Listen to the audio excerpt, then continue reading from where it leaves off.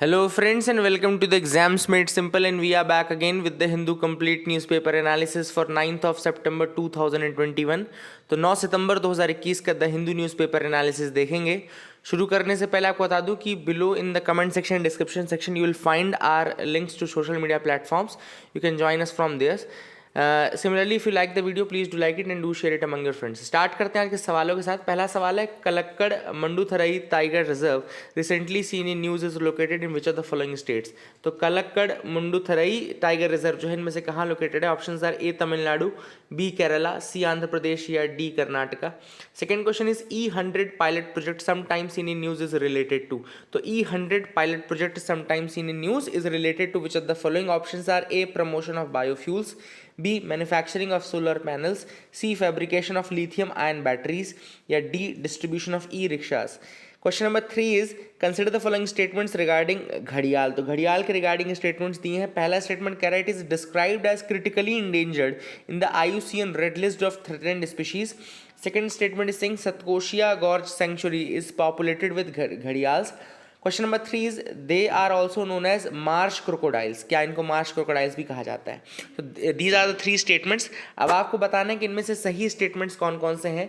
Option A is 1 and 2 only, option B is 2 and 3 only, option C is 1 and 3 only या option D 1, 2 and 3 only. So these are the 3 questions for you today and please do try to attempt these questions. Answer आपको Telegram group में मिल जाएंगे, उसकी link भी नीचे दी हुई है. इसके अलावा मैं आपको बता दूं कि कल वेबसाइट में मैंने जुलाई और अगस्त का PDF भी अपलोड किया है. The complete current affairs PDF for the month of July 2021 and for the month of August 2021. So you can download that PDF from there, है ना. इसके अलावा टेलीग्राम ग्रुप में भी मैंने लिंक्स उसकी शेयर किए हैं, तो डू जॉइन अस देयर. आगे बढ़ते हैं mains question of the day की तरफ. तो main question of the day है आज का, are loan waivers good for economy? How do loan waivers impact the overall economy, polity and society? Please discuss. तो आपको डिस्कस करना है कि लोन वेवर्स जो होते हैं, जैसे कि जो लोग लोन ले लेते हैं फिर बाद में जो पॉलिटिकल पार्टीज होती हैं they waive off that loan. So how that impact the economy, polity and society. तीनों एस्पेक्ट आपको डिस्कस करना है कि इकोनॉमी, पॉलिटी और सोसाइटी को ये लोन वेवर्स किस तरीके से इम्पैक्ट करते हैं. आगे मूव करते हैं न्यूज़ एनालिसिस पार्ट में. जो पहली न्यूज़ हम डिस्कस करेंगे वह है Chandigarh now has its own pollen calendar. तो चंडीगढ़ ने एक नया आइडिया डिवाइस किया है पॉलन कैलेंडर का. अब आप सबको पता है कि पॉलन ग्रेन्स का जो ट्रांसमिशन है बहुत ज़्यादा इंपॉर्टेंट है ना, इसीलिए एंड्स का बहुत ज़्यादा रोल आपने पढ़ा होगा कि बीज का बहुत ज़्यादा रोल आपने पढ़ा होगा कि वो एक तरीके से वेक्टर की तरह काम करते हैं एंड ट्रांसमिट करते हैं पॉलन को from one place to another. And germination में मदद करता है, फ्लावर्स एंड फ्रूट्स ये सब बनते हैं बाद में उससे. तो एक तरह से वर्ड को चलाने के लिए कहना चाहिए पॉलन ग्रेन्स का बहुत ज़्यादा रोल है, पॉलिनेशन का बहुत बड़ा एक रोल है. बट वही पॉलन ग्रेन्स अगर आप इनहेल कर लें, if a human being inhales that pollen then it becomes a very bad respiratory disease. एक तरीके से बहुत ज़्यादा बुरी रेस्पिरेटरी डिसीज ये कॉज करता है एंड इचिंग, इरिटेशन से लेकर के बाकी काफ़ी ज़्यादा सीवियर डिसीजेस भी ये कॉज करता है. तो इसीलिए चंडीगढ़ ने क्या किया है, एक कहना चाहिए ज्योग्राफिकल मैप बनाया है कि किस तरीके से कहाँ पे कितनी कंसंट्रेशन होगी पॉलन ग्रेन्स की किस एरिया में. मतलब कि एरिया वाइज उसने क्या किया है, पॉलन ग्रेन्स का जो कंपोजिशन है उसको डिवाइज कर लिया. इसी को बोलते हैं pollen calendar. It identifies the potential allergy triggers and it provides a clear understanding for the clinicians as well as allergy sufferers about their causes to help limit their exposure during the pollen loads. तो कुल मिलाकर के अगर किसी को allergy है, कोई allergy से सफ़र कर रहा है, किसी को कुछ भी इस तरीके से जो क्लिनिशियंस लोग हैं, तो वो बेसिकली क्या कर सकते हैं, इस पॉलन मैप का यूज़ कर सकते हैं. They can use this pollen map and pollen calendar and they can identify that which place is having what concentration level of the pollen grains. Pollen calendar basically time dynamics of airborne pollen represent करता है in a geographical area. In a particular geographical area it represents the time dynamics of airborne pollen and they yield readily accessible visual data और detail about various airborne pollens present through out the year in a single picture. तो पूरे साल भर का एक तरीके से concentration के साथ विजुअल डिटेल्स प्रोवाइड करेगा ये पॉलन कैलेंडर. चंडीगढ़ जो है it is the first place.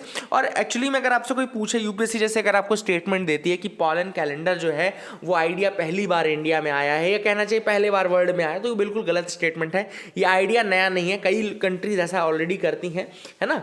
So this is not the first time that India is doing it in the world. तो ऐसा नहीं है, ये आपको याद रखना है. आगे मूव करते हैं। दूसरी जो न्यूज़ मैं आपको बताऊंगा उसमें अलग अलग इनिशिएटिव्स बताऊंगा एजुकेशन मिनिस्ट्री के, या जो भी एजुकेशन के रिलेटेड नए इनिशिएटिव्स लॉन्च हुए उनके बारे में बता दूं आपको। पहला जो इनिशिएटिव है जिसकी हम बात करेंगे वो है इंडियन साइन लैंग्वेज डिक्शनरी। तो एक इंडियन साइन लैंग्वेज डिक्शनरी बनाई गई है and this has been launched by the Indian sign language research and training centre of the DPWD। यानी DPWD क्या है? Department of empowerment of persons with disabilities. Department of empowerment of persons with disabilities में 10,000 words हैं and it was also accompanied by the launch of a talking books. इसको talking book के साथ release किया गया था। टॉकिंग बुक एक्चुअली में audio book है फॉर द विजुअली इम्पेयर्ड। जो विजुअली इम्पेयर्ड लोग हैं उनके लिए एक टॉकिंग बुक भी रिलीज की गई थी। इंडियन साइन लैंग्वेज डिक्शनरी याद रखिएगा, साइन लैंग्वेज डिक्शनरी नाम से ही क्लियर है। इसमें 10,000 वर्ड्स ऐड किए गए थे। दूसरी जो चीज़ हम डिस्कस करेंगे वो है school quality assessment and accreditation framework, SQAAF। ये CBSE के लिए लॉन्च किया गया था, school quality assessment and accreditation framework. SQAAF will help in bridging the inequality in education. ये क्या करेगा? जो इनइक्वालिटी इन एजुकेशन है उसको ब्रिज करने की कोशिश करेगा and it will address the deficiency of the absence of common scientific framework of for various dimensions. अलग अलग डायमेंशंस के लिए जो भी कॉमन साइंटिफिक फ्रेमवर्क नहीं है उसकी डेफिशिएंसी को पूरा करने का ये काम करता है SQAAF। एंड दीज डायमेंशन जैसे कौन कौन से डायमेंशन हैं जहाँ पे एक जगह से दूसरी जगह में अंतर हो सकता है? असेसमेंट में अंतर हो सकता है, कैरिकुलम में अंतर हो सकता है, पेडागॉगी में अंतर हो सकता है, इंक्लूसिव प्रैक्टिसेस में अंतर हो सकता है, गवर्नेंस प्रोसेस में अंतर हो सकता है। इन गैप्स को फिल करने का काम SQAAF करता है ताकि क्वालिटी जो है CBSE की जो स्टैंडर्ड है डिफरेंट प्लेसेस या डिफरेंट स्कूल्स या उन सब में सेम रह सके या मेंटेन रह सके। तीसरा जो इनिशिएटिव जिसको हम डिस्कस करेंगे वो निष्ठा इनिशिएटिव है। निष्ठा teachers training program for Nipun Bharat. निपुण भारत के लिए एक टीचर्स ट्रेनिंग प्रोग्राम भी लॉन्च किया गया था जिसको निष्ठा नाम दिया गया है।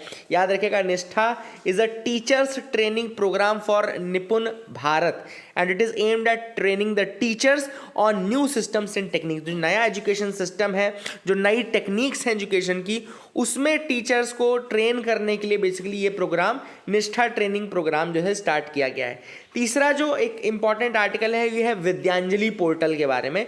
Vidyanjali portal is used for facilitating education volunteers, donors and CSR यानी कि कॉर्पोरेट सोशल रिस्पॉन्सिबिलिटी वाले जो लोग होते हैं।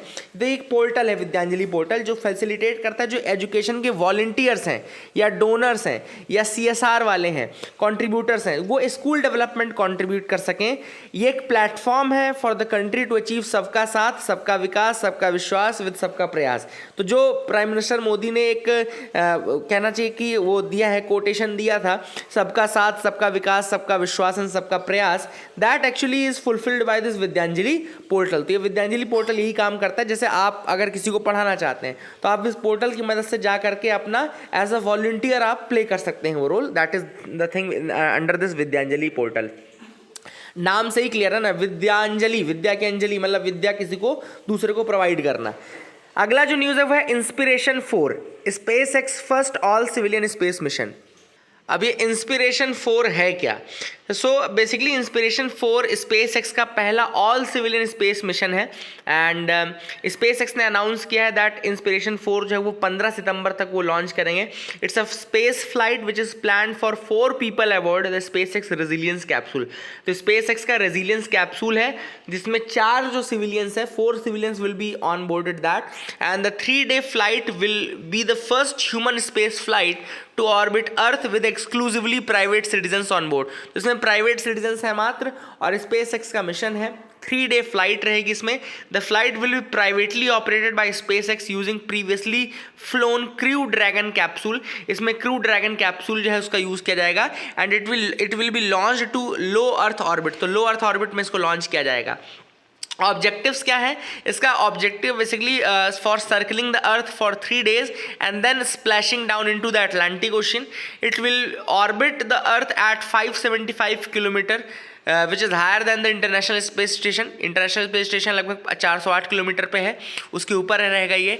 एंड हबल स्पेस टेलीस्कोप जो है वो 547 पे है, उससे भी ऊपर रहेगा। And this will be the farthest distance travelled by crude mission since 2009 के बाद का ये सबसे दूर जाने आने वाला क्रूड मिशन रहेगा, where astronauts last went to repair the Hubble. Last time 2009 में हबल को रिपेयर करने के लिए एस्ट्रोनॉट्स गए थे, अब इससे ऊपर जा रहे हैं, मतलब 547 से ऊपर 575 पे जा रहे हैं। तो ये एक स्पेशल मिशन है जो याद रखना आपको, क्रू ड्रैगन इस कैप्सूल में जाएगा, और that is SpaceX Inspiration 4, that is the thing which you have to remember. आगे मूव करते हैं। Amid protest centre hikes the MSP for rabi crops. तो आप सबको बता दूं कि सेंटर ने क्या किया, MSP जो है इंक्रीज किया है for the upcoming rabi season पर क्विंटल 2% हाइक। तो 2% का जो हाइक है वो दिया गया है, ठीक है ना। तो इसको भी आप याद रख सकते हैं। बात कर लेते हैं हम थोड़ा MSP की बात कर लेते हैं, फिर मैं आपको रबी क्रॉप्स के बारे में बता दूंगा बेसिकली, है ना। एंड जो MSP होता है उसको बोलते हैं it's actually market intervention which is done by the government of India. ये गवर्नमेंट ऑफ इंडिया का इंटरवेंशन एक तरह से कहना चाहिए, और गवर्नमेंट ऑफ इंडिया जो है बेसिकली फार्मर्स को सपोर्ट करने के लिए एक मिनिमम प्राइस रिकमेंड करती है कि भैया मिनिमम प्राइस देती है कि इसके नीचे हम नहीं खरीदेंगे, मतलब इसके इस प्राइस पे ही आपसे हम खरीदेंगे। गवर्नमेंट जब खरीदती है फार्मर से तो MSP पे खरीदती है, मिनिमम सपोर्ट प्राइस पे खरीदती है। अब ये MSP जो चीज़ है उसको रिकमेंड कौन करता है, तो उसको रिकमेंड याद रखिएगा करता है CACP, यानी कि commission for agricultural cost and prices. CACP commission for agricultural cost and prices इसको रिकमेंड करती है, पहली चीज। और दूसरी चीज अप्रूव कौन करता है, इसको अप्रूव कौन करता है, तो CCEA यानी कि cabinet committee on economic affairs इसको अप्रूव करती है। ये दोनों ही UPSC का क्वेश्चन है, याद रखिएगा कि पहला क्वेश्चन वो आपसे पूछ सकते हैं कि हु रिकमेंड्स दिस MSP, तो रिकमेंड करने का काम जो है वो किसका है, वो CACP का है, commission for agricultural cost and prices. और इसको अप्रूव करने का काम किसका है, अप्रूव करने का काम है CCE यानी कि cabinet commission on economic affairs. याद रखिएगा cabinet committee on economic affairs को हेड कौन करता है, तो उसको हेड करता है प्राइम मिनिस्टर। याद रखिएगा CCEA को हेड कौन करता है, उसको प्राइम मिनिस्टर हेड करता है। अब MSP पे हम देख लेते हैं कौन कौन से क्रॉप्स कवर्ड है। तो सीरियल्स में है जैसे पैडी, वीट, बार्ले, ज्वार, बाजरा, मेज एंड रागी। पल्सेस में है आपका ग्राम, अरहर या तुअर उसको बोलते हैं, moong, urad and lentil. Oil seeds में है ग्राउंडनट, रैपसीड जिसको मस्टर्ड बोलते हैं, toria, soybean, sunflower, sesamum, safflower and niger seed. Raw cotton होता है, raw jute, copra, dehusked coconut. और शुगर केन के लिए जो MSP है उसको हम बोलते हैं फेयर एंड रिम्यूनरेटिव प्राइसेस। उसके MSP नहीं बोलते, उसको हम बोलते हैं FRP यानी कि फेयर एंड रिम्यूनरेटिव प्राइसेस। इसके अलावा वर्जीनिया फ्लू क्योर्ड टोबैको, याद रखिएगा वर्जीनिया फ्लू क्योर्ड टोबैको, इसको मैंने पहले बताया कि अप्रूव कौन करता है, CCEA अप्रूव करता है, और इसको रिकमेंड कौन करता है, CACP रिकमेंड करता है। और जो MSP शुगर केन के उसको हम क्या बोलते हैं, FRP बोलते हैं। FRP यानी कि फेयर एंड रिम्यूनरेटिव प्राइजेस। तो ये आप याद रखिएगा। आगे देख लेते हैं, थोड़ा सा मैं आपको बता दूं रबी क्रॉप्स के बारे में। जैसे देखो आपको पता होना चाहिए सीज़न जो होते हैं रबी, खरीफ, जायद, 3 अलग अलग तरीके से क्रॉपिंग सीज़न होते हैं, रबी, खरीफ और जायद नाम से। रबी का जो सोइंग टाइम है यानी कि जो सोन टाइम है वो है अक्टूबर से दिसंबर का है, और हार्वेस्ट टाइम होता है अप्रैल से जून का, ठीक है ना। याद रखिएगा रबी का जो सोइंग टाइम है वो होता है अक्टूबर से दिसंबर का, और हार्वेस्टिंग टाइम होता है अप्रैल से जून का, ठीक है ना। इसके अलावा अगर आपको मतलब पूछा जाए कि कभी की कौन कौन से क्रॉप्स आते हैं रबी में, तो वीट हो गया, बार्ले हो गया, पीस, ग्राम, मस्टर्ड, ये सब आपके रबी के क्रॉप्स हैं यार, ठीक है ना। और रबी की जो मेजर जो खेती है ना वो नदर्न पार्ट ऑफ इंडिया में आती है, यानी कि पंजाब, हरियाणा, हिमाचल, जम्मू, उत्तर प्रदेश, उत्तराखंड, ये जो स्टेट्स हैं ज़्यादातर रबी के लिए ही फेमस है, ठीक है ना। एंड खरीफ, वैसे ही खरीफ, अगर मैं खरीफ का सोइंग सीज़न बताऊं आपको तो जून जुलाई में ये सोइंग सीज़न रहता है। खरीफ का जून जुलाई में सोइंग सीज़न रहता है, और इसका जो हार्वेस्टिंग पीरियड होता है वो सितंबर अक्टूबर में, यानी कि अभी जो ये जो टाइम चल रहा है ना ये खरीफ की कटाई का सीज़न है ना, कटाई का सीज़न है, बुवाई का सीज़न नहीं है, कटाई का। सोइंग यानी बुवाई एंड हार्वेस्टिंग यानी कटाई बोलते हैं उसको हम, कटाई, ठीक है ना। और इसका जो क्रॉप्स होते हैं ना, इसमें क्रॉप्स होते हैं आपके राइस होता है, मेज़ होता है यानी कि चावल जिसको हम बोलते हैं, चावल हो गया, मक्का हो गया, ज्वार हो गया, बाजरा हो गया, उड़द हो गई, या कपास हो गया, कॉटन हो गया आपका, जूट हो गया, ग्राउंडनट हो गया, ये सब आपके अलग अलग खरीफ के हैं, ठीक है, if I am not wrong. Rabi का मैंने आपको बता दिया, सोइंग सीजन है अक्टूबर से दिसंबर का, यानी कि जब इसकी खरीफ की कटाई हो जाएगी फिर हम रबी की बुवाई करेंगे। उसके अलावा जब यहाँ पे बुवाई शुरू होती है खरीफ की, उसके पहले आपकी रबी की कटाई हो जाती है, ठीक है ना। अब एक और इम्पॉर्टेंट न्यूज़ थी कि women can inter into NDA now. तो यहाँ पे सेंटर ने नया एक अच्छा फैसला लिया जिसमें उन्होंने ये कहा है कि the good news is that now the women are allowed to entry into the defence national defence academy. तो एनडीए का एग्जाम जो अभी तक विमेन नहीं देती थी, यानी कि 12वीं के बाद डायरेक्टली जो आर्मी में जाना चाहती हैं, फोर्सेज में जाना चाहती हैं, आर्म फोर्सेज में जाना चाहती हैं लड़कियाँ, उनके लिए अब एनडीए के रास्ते यानी कि नेशनल डिफेंस एकेडमी का रास्ता खोल दिया है। और ये बेसिकली फॉर्मली ऑन पेपर अभी डिसीजन नहीं आया है, लेकिन अभी तक जो मौखिक आदेश हैं वो सेंटर ने दे दिए हैं एंड सुप्रीम कोर्ट की इसकी सूचना भी जा चुकी है। तो that's a good news for the girls, है ना। वुमेन एम्पावरमेंट में एक और कहना चाहिए कि पंख जुड़ गया है ना। That is the thing which is there. आगे मूव करते हैं, देखते हैं और क्या इंपॉर्टेंट न्यूज आइटम्स है जिनके बारे में डिस्कस करना है। तो we are coming to the editorial page now. पहला जो ट्यूटोरियल हम डिस्कस करेंगे वो है back to school, the nascent reopening of schools can be sustained with the commitment to safety. यहाँ पे ऑथर ने जो बात कही वो ये कही कि स्कूल खुलने का फैसला ले लिया गया है। दिल्ली में 1 सितंबर से खोल दिया गया, थोड़े स्टैगर्ड स्कूल्स ओपन हुई है। केरला में, तमिलनाडु में स्कूल्स ओपन हो रही है ना, लेकिन ये स्कूल ओपनिंग अगर आपको सस्टेन करवानी है तो आपको कुछ प्रिकॉशंस, कुछ कमिटमेंट जो आपके सेफ्टी के लिए हैं वो लेकर के ही आगे बढ़ना पड़ेगा, तभी आप इसको सस्टेन्ड फॉर्म में कर सकते हो। क्योंकि अगर आपने देखा हो तो तमिलनाडु में जैसे स्कूल खुली उसके बाद थोड़ा बहुत कोविड केसेस भी देखने को मिला। लगभग 30 लोग ऐसे थे, स्टूडेंट टीचर्स, जिनको कि कोविड पॉजिटिव टेस्ट हुआ है, लेकिन इससे स्कूल्स बंद नहीं की जा रही हैं, अब स्कूल्स को ओपन रखा जा रहा है। तो यहाँ पे ऑथर ने बोला कि क्या करना चाहिए कि आप स्कूल्स ओपन रख पाएं। सबसे पहली बात तो जो बेसिक प्रोटोकॉल है, बेसिक प्रोटोकॉल क्या है? बेसिक प्रोटोकॉल है फिजिकल डिस्टेंसिंग आपका। दूसरा बेसिक प्रोटोकॉल है hand washing, regular hand washing, regular sanitization, regular temperature checkup. तो ये जो कुछ बेसिक्स हैं, यानी कि physical distancing, hand washing, sanitization and temperature checkup, ये तो आपको हर समय करते रहना है, ठीक है ना। कैंपसेस में आपको देखना है कि वायरल ट्रांसमिशन ना हो, है ना। You have to keep cleanliness, you have to keep proper hygiene, इस तरीके से ना हो। और इंपॉर्टेंट चीज़ ये भी है कि जैसे टीचर्स हैं, यहाँ पे ऑथर ने स्कूल्स के लिए ये चीज़ कही कि आपको स्कूल्स खोलना है, लेकिन थोड़ा स्टैगर्ड स्कूल खोलना है। एक साथ ऐसे नहीं कि फुल्ली स्कूल आपने खोल दी, जैसे अभी दिल्ली में किया कि 9 to 12 की स्कूल्स खोल दी गई हैं, है ना। तो आपको थोड़ा थोड़ा ऐसे डिले करके, और जैसे हफ्ते में 4 दिन से स्टार्ट करो, 3 दिन से स्टार्ट करो, डेली नहीं, लेकिन इस तरीके से आप ओपन कर सकते हो, ठीक है ना। देन आपको एक और चीज़ मेक श्योर करनी है, सबसे इंपॉर्टेंट चीज़ है कि vaccination of the teachers and staff. Vaccination जो है बहुत इंपॉर्टेंट चीज़ है, टीचर्स का भी, स्टाफ का भी, जो भी है ना। एंड रेगुलर आपके सरप्राइज टेस्ट होने चाहिए, इस तरीके से कोविड का टेस्ट होना चाहिए, है ना। स्कूल वाले सरप्राइज टेस्ट नहीं, अब ये कोविड का सरप्राइज टेस्ट होना चाहिए। फिर इसके अलावा एक और चीज़ की जो हेजिटेंसी है अगर किसी फैमिली में या किसी भी स्टाफ में हेजिटेंसी है वैक्सीन को लेकर के, तो उसको बिल्कुल काउंटर करना जरूरी है। वैक्सीन हेजिटेंसी नहीं होनी चाहिए, अदरवाइज जो मेन एम है गवर्नमेंट का वो पूरा नहीं हो पाएगा। इसके अलावा साथ ही ऑथर ने यहाँ पे यूरोपियन टेक्निकल एडवाइजरी ग्रुप का जो है वो उन्होंने बोला है कि आपको डेस्क के बीच में स्पेस बढ़ाना है, और staggered breaks at school, breaks school में भी आपको ब्रेक्स देने हैं, ठीक है ना।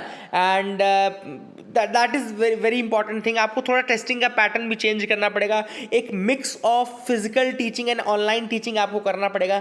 बट ऑनलाइन टीचिंग में आप बहुत ज़्यादा प्रेशर नहीं दे सकते हो, क्योंकि ऑलरेडी इंडिया में मैंने आपको बताया कि डेटा अगर देखा जाए तो इंडिया में बहुत सारे बच्चे अभी भी ऐसे हैं जिनको ऑनलाइन एक्सेस टू एजुकेशन नहीं है ना। अगर ऑनलाइन एक्सेस टू एजुकेशन नहीं रहेगी तो ऐसे में जो बच्चे हैं वो सीख नहीं पाएंगे, और ये एक तरीके से डिजिटल डिवाइड है, एक तरीके से रूरल रिच पुअर डिवाइड है, रूरल डिवाइड है। इंडिया में देखो अलग अलग टाइप की डिवाइड है, रिच पुअर डिवाइड तो है ही, देन डिजिटल लिटरेसी का डिवाइड है, देन आप अगर देखें तो रूरल एंड अर्बन डिवाइड है, रूरल एरियाज में अलग फैसिलिटीज़ हैं, अर्बन एरियाज में अलग फैसिलिटीज़ हैं। फिर टीचर्स के level of understanding and teachers के लेवल ऑफ टेक्निकल एक्सपर्टाइज में भी डिवाइड है। अगर आप देखें तो गवर्नमेंट स्कूल के जो टीचर हैं they are not well versed with the technologies, private school में वहीं देखा तो ज़्यादा फोकस होता है कंप्यूटर्स पे नॉल पे।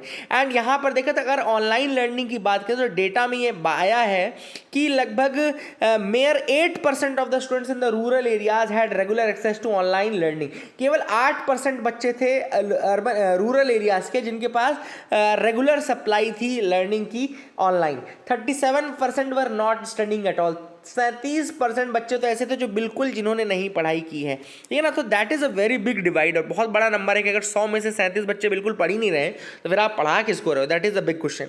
तो these are the things which are there and यही चीज़ ऑथर ने बोली है कि इन सारी चीज़ों को अगर हम धीरे धीरे सही करें तो जाकर के कहीं स्कूल एजुकेशन जो प्री कोविड लेवल था वहाँ पर आ पाएगा, उस लेवल पर आ पाएगा, ठीक है ना। That is the thing.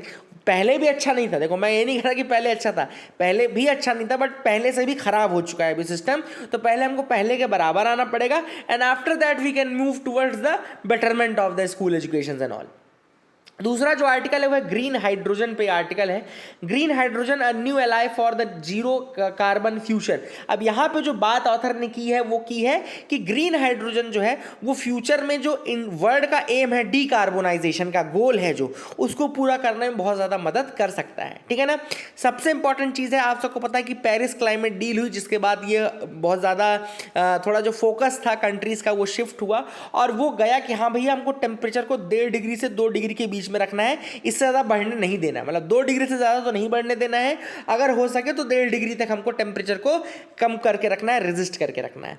ऐसे में जो आपका डीकार्बोनाइजेशन है यानी कि कार्बन कंटेंट जो है आपको कम करना पड़ेगा। ऑब्वियस सी बात है, कार्बन जो हाइड्रोकार्बन या CO2 जैसे CO2 है, सॉरी CO2 का कंटेंट अगर ज़्यादा होगा तो ग्लोबल वार्मिंग होगी, टेम्परेचर राइज अप करेगा, ये आप सबको पता है। तो हमको ये जो नेट कार्बन एमिशन है ये कम करना है। अब कार्बन एमिशन हम कैसे कम कर सकते हैं, तो यहाँ पे जो ऑथर ने सजेशन दिया है वो है ग्रीन हाइड्रोजन का सजेशन दिया है कि अगर कंट्रीज ग्रीन हाइड्रोजन की तरफ मूव करें तो ग्रीन हाइड्रोजन बहुत क्लीन फॉर्म है, इसमें बिल्कुल कार्बन एमिशन नहीं होता है। जीरो कार्बन फ्यूचर अगर आपको चाहिए तो जीरो कार्बन फ्यूल आपको यूज करना पड़ेगा और ये फ्यूल है आपका हाइड्रोजन फ्यूल है, इसलिए आप इसको यूज करिए अगर, तो इसमें जो टेम्परेचर है वो राइज नहीं करेगा। This is what the author says. लेकिन ग्रीन हाइड्रोजन के साथ एक दिक्कत ये है कि ये बहुत ज्यादा कॉस्टली है, the cost is very high. इसको सेटअप करने के लिए, इसको मेंटेन करने के लिए थोड़ा कॉस्ट जो है बहुत ज़्यादा है। इस कारण से ऑथर का एक सजेशन ये भी है कि जो डेवलप्ड कंट्रीज़ हैं वर्ल्ड की, अगर डेवलप्ड कंट्रीज़ मदद करें इन टेक्नोलॉजी ट्रांसफ़र, इन फंड ट्रांसफ़र, आप सबको पता है कि जो ग्रीन क्लाइमेट फंड है उसके लिए $100 बिलियन इन्होंने वादा किया था, है ना। पहले इन्होंने माँ कसम खाई थी कि हम माँ कसम खाते हैं आपको $100 बिलियन देंगे, लेकिन बाद में इन्होंने उस कसम को तोड़ दिया और कहा कि हमने तो फिंगर क्रॉस करके खाई थी कसम। तो that is the thing that has happened. America ने पैसा देने से मना कर दिया। अब वो तो बोला कि हम पेरिस डील में ही नहीं रहेंगे, मतलब पैसे की बात आई तो ये वो दोस्त नहीं होते जो बोलते हैं समोसा खाने चलेंगे तभी जब तुम खिलाओगे, और अगर आप बोल दो कि नहीं भैया तुमको खिलाना पड़ेगा तो बोलेंगे तो हम खाएंगे ही नहीं। तो यही वाली बात अमेरिका ने की थी and they pulled out of the Paris climate deal. वो तो जो बाइडन आया उसके बाद उन्होंने कहा कि नहीं हम आ जाते हैं, ठीक है ना, पैसे ले लेना कोई दिक्कत नहीं है, वो आ गए वापस। तो that is the thing is happening, but अभी तक पैसा मिला नहीं है ना, ये सब बातें हवा हवाई हो रही हैं। और ऐसे में अगर आप ग्रीन हाइड्रोजन या बड़े बड़े नाम अलग अलग कलर्स की बात करोगे, ये सारे कलर महंगे आते हैं, ग्रीन हाइड्रोजन महंगा है ना, तो उसके लिए पैसे चाहिए, वो फंड कहाँ से आएगा, डेवलप्ड कंट्रीज से आएगा। अब इंडिया से आप एक्सपेक्ट नहीं कर सकते क्योंकि हम ऑलरेडी डेवलपिंग कंट्रीज हैं, प्लस एमिशन में हमारा रोल भी ज़्यादा नहीं रहा है। ये सारा एमिशन 3-4 कंट्रीज का है, यूरोपियन कंट्रीज का है, ये एमिशन चाइना का है और ये एमिशन यूएसए का है, लेकिन इसका बोझ पूरी दुनिया ढो रही है। That is the big thing, है ना। इसके बाद ऑथर ने यहाँ बताया कि हाइड्रोजन जो है that is one of the most abundant element on the planet, but it rarely is found in pure form. Rarely ये प्योर फॉर्म में मिलता है। Hydrogen one of the most important और बहुत ज़्यादा अबंडेंट एलिमेंट है, लेकिन प्योर फॉर्म में नहीं रहता, है ना। इसके एनर्जी डेंसिटी जो है ऑलमोस्ट 3 टाइम्स डीजल की एनर्जी डेंसिटी है and it's a rich source of energy, but the challenge is to compress और लिक्विफाई द लिक्विड हाइड्रोजन। जो बेसिकली चैलेंज है वो कंप्रेस करना है और टू लिक्विफाई द LH2 जिसको हम बोलते हैं लिक्विड हाइड्रोजन बोलते हैं, वो फॉर्म करना काफी टफ है। It needs to be kept at a stable -253 degree centigrade. देखो कंडीशंस कितनी टफ बना देता है ये, इसको -253 डिग्री सेंटीग्रेड में रखना है अगर आपको लिक्विफाई करना है, which is far below the temperature. मतलब -163 LNG का जो है वो -163 डिग्री सेंटीग्रेड है, लेकिन इसका कितना है -253, और ज़्यादा कम आपको, मतलब लगभग 90 डिग्री और कम आपको जाना पड़ेगा, है ना, स्टोर करने के लिए। और उसके लिए जो कॉस्ट है वो बहुत ज़्यादा बढ़ जाती है। जैसे जैसे आप कोल्ड स्टोरेज की तरफ, अब ये तो बहुत ज़्यादा ही कम हो गया ना, तो इसको सेटअप करने के लिए और ज़्यादा बहुत ज़्यादा कॉस्ट लगती है, एग्जॉर्बिटेंट कॉस्ट लगती है, ठीक है ना। That is the thing which is there. अब हाइड्रोजन केवल एक कलर में नहीं आती, अलग अलग कलर की हाइड्रोजन आती है, ठीक है ना, याद रखिएगा। ब्लैक हाइड्रोजन भी होती है, ब्राउन हाइड्रोजन होती है, ब्लू हाइड्रोजन होती है, ग्रीन हाइड्रोजन होती है। जो ब्लैक हाइड्रोजन है which that is produced by use of fossil fuel, वो फॉसिल फ्यूल के यूज से प्रोड्यूस होती है। पिंक हाइड्रोजन है जो कि इलेक्ट्रोलिसिस से निकलती है, याद रखिएगा। अगर आप न्यूक्लियर पावर सोर्सेज में इलेक्ट्रोलिसिस करेंगे तो आपको क्या मिलेगा, पिंक हाइड्रोजन मिलेगी, ठीक है ना। तो ये अलग अलग कलर है जिनका सोर्स यहाँ पे ऑथर ने बताया है। ग्रीन हाइड्रोजन जो है वो जीरो कार्बन फ्यूल है। इसको electrolysis using the renewable power, जब आप रिन्यूएबल पावर से इलेक्ट्रोलिसिस करते हो फ्रॉम विंड या सोलर से जब आप करते हो तो वाटर को वो हाइड्रोजन ऑक्सीजन में स्प्लिट कर देता है, याद रखिएगा। इलेक्ट्रोलिसिस अगर आप रिन्यूएबल पावर से कर रहे हैं, यानी कि विंड या सोलर से कर रहे हैं, थर्मल से नहीं। थर्मल से किया तो वहाँ तो एमिशन हो गया। अगर आप इलेक्ट्रोलिसिस कर रहे हैं यूजिंग विंड या सोलर पावर यानी renewable source of energy, electrolysis कर रहे हैं तो वो वाटर को ब्रेक करेगा हाइड्रोजन ऑक्सीजन में, वो आपका होता है generation of the green hydrogen, याद रखिएगा। ये नेट जीरो एमिशन देता है एंड ये काफ़ी अच्छा सोर्स ऑफ एनर्जी है, दैट इज द थिंग।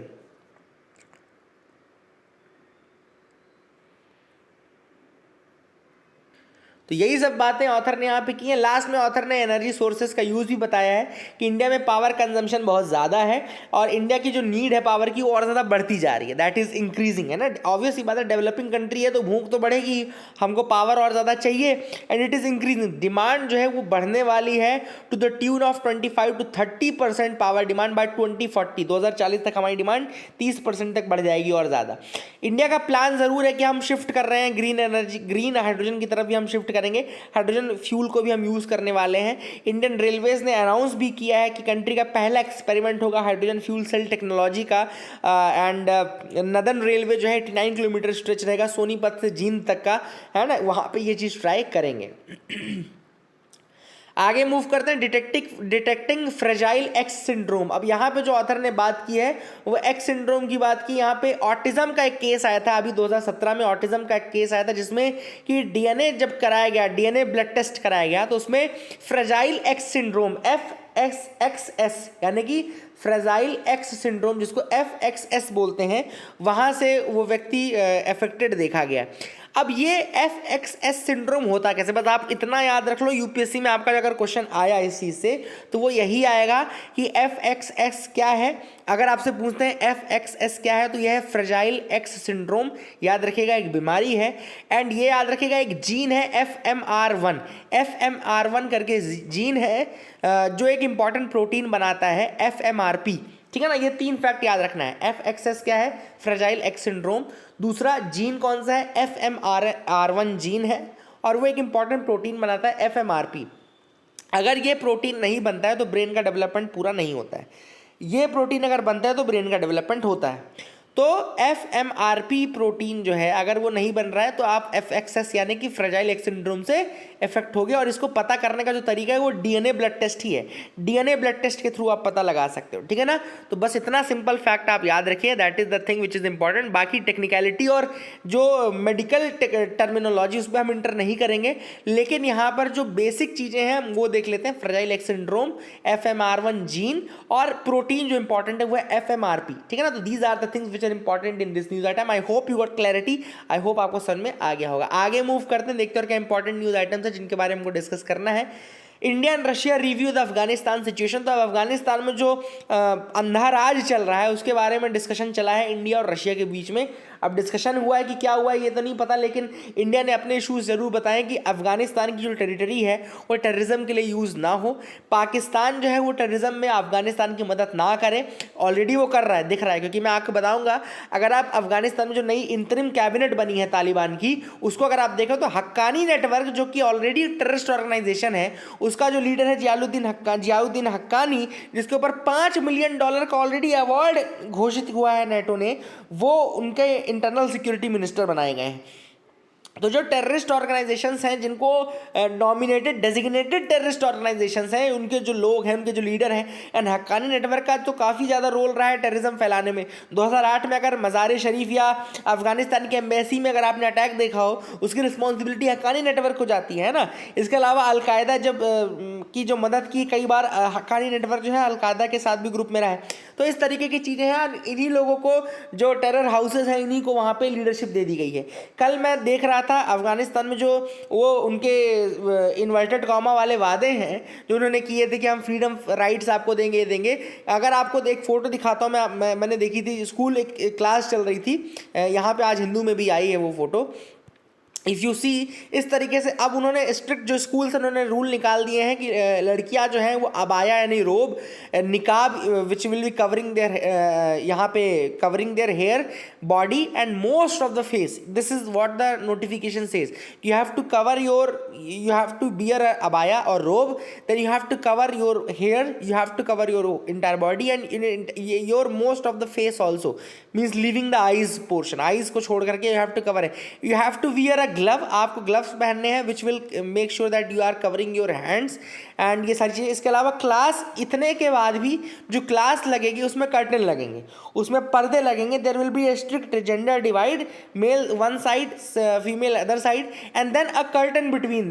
ये देखो curtain between them. So this is the life how it's going to be in Afghanistan. And कई लोग जो सिंपैथिस्ट होते हैं, इनके सिंपैथिस्ट भी हैं कई लोग। इनफैक्ट कई बार मैंने वीडियोस में भी देखा, कमेंट सेक्शन में भी देखा है कि कई लोग सिंपैथी दिखाते हैं कि नहीं ये बहुत सही चल रहा है, ऐसा ही होना चाहिए। तो just look at the ground condition, एक बार रियलिटी के साथ आप रियलिटी को फेस करना सीखिए। कई लोग रियलिटी को फेस नहीं करना चाहते, they are shutting their eyes towards another side which is existing, जो एग्जिस्ट कर रही है। अगर आप अंधेरे को नहीं देख रहे हैं, इसका मतलब ये नहीं कि अंधेरा है नहीं, है ना, अंधेरा है और एग्जिस्ट करता है, आप उसको देखना नहीं चाहते, ये अलग बात है, बट दैट एग्जिस्ट देयर। तो यहाँ पे ये चीज़ मैं आपको बताना चाहता हूँ। आगे मूव करते हैं, देखते हैं अगर कोई और न्यूज़ आइटम्स है जिसके बारे में हमको डिस्कस करना है तो let's discuss that as well. तो यहाँ तो ऐसी कोई न्यूज़ नहीं दिख रही है। I hope I gave you some clarity. Government clears 10,683 crore textile PLI plan. तो अब गवर्नमेंट ने टेक्सटाइल का एक PLI यानी कि production linked incentive plan scheme निकाला है, लेकिन ये टेक्सटाइल के सेक्टर में रहेगा। इंडिया का टेक्सटाइल में बहुत बड़ा नाम था, अगर आपने देखा हो तो ये जो अंग्रेज़ आए थे, अंग्रेज़ों ने जब तक मतलब लूटना नहीं चालू किया था, हमारे यहाँ को एक रॉ मटेरियल सप्लाइंग कंट्री में नहीं कन्वर्ट कर दिया था, तब तक हम एक प्रोडक्शन वाली कंट्री थे। कैलिकोज हो गया, मसलिन हो गया, इनके लिए हम जाने जाते थे, कॉटन वर्क के लिए हम जाने जाते थे, है ना। और वो सारी चीज़ें जो स्पेशलिटी थी इंडिया की, वो कहीं ना कहीं ख़त्म हो गई और उसकी जगह फिर मैनचेस्टर एंड ये आज ये इनको शर्म नहीं आती विदेशियों को, ये बोलते हैं कि Manchester of India and all. ये मैनचेस्टर जो है ये इंडिया के कपड़ों से बना है, इंडिया के रॉ मटेरियल से बना है और इनको शर्म नहीं आती है, बोलते हैं मैनचेस्टर ऑफ इंडिया। ये समुद्रगुप्त को बोलते हैं नेपोलियन ऑफ इंडिया। समुद्रगुप्त कौन से शताब्दी में था और नेपोलियन अभी 1799, बच्चा है समुद्रगुप्त के सामने नेपोलियन, उसको बोलते हैं नेपोलियन ऑफ इंडिया। चाणक्य को बोलते हैं Machiavelli of India. Machiavelli Chanakya को पढ़ करके बड़ा हुआ, उसको बोलते हैं ये लोग, मतलब इनको शर्म नहीं आती, ये बात करते हैं। तो वही स्टेटस जो कहीं लूज हमने किया था वो वापस हम गेन करने वाले हैं। एंड आई मतलब मुझे बहुत बिल्कुल उम्मीद भी है and I really hope that India regains its dominant position जो कि इसकी पहले थी, है ना। इतनी बुरी कंडीशन थी नहीं हमारी, इतनी हमारी इन्होंने कर दी है। इनको शर्म नहीं आती, साले हंसते हैं हमारे सामने। तो that is the news item from the day. I hope you got clarity. And एक और अच्छी न्यूज़ है कि जो T20 वर्ल्ड कप होने वाला है उसमें महेंद्र सिंह धोनी भी स्क्वाड में है, he is the mentor. And आप देख सकते हैं स्क्वाड की फ़ोटो तो नहीं आई लेकिन धोनी जी की फ़ोटो ज़रूर आई है, that is the good thing. And I hope under the leadership of Virat Kohli and mentorship of Mahendra Singh Dhoni we will win this World Cup. मेरा एक और फेवरेट प्लेयर सूर्य कुमार यादव भी टीम में आ चुका है, तो I really wish that India wins this T20 World Cup. That is it for the day. Keep loving us, keep sharing us. Thank you and have a nice day.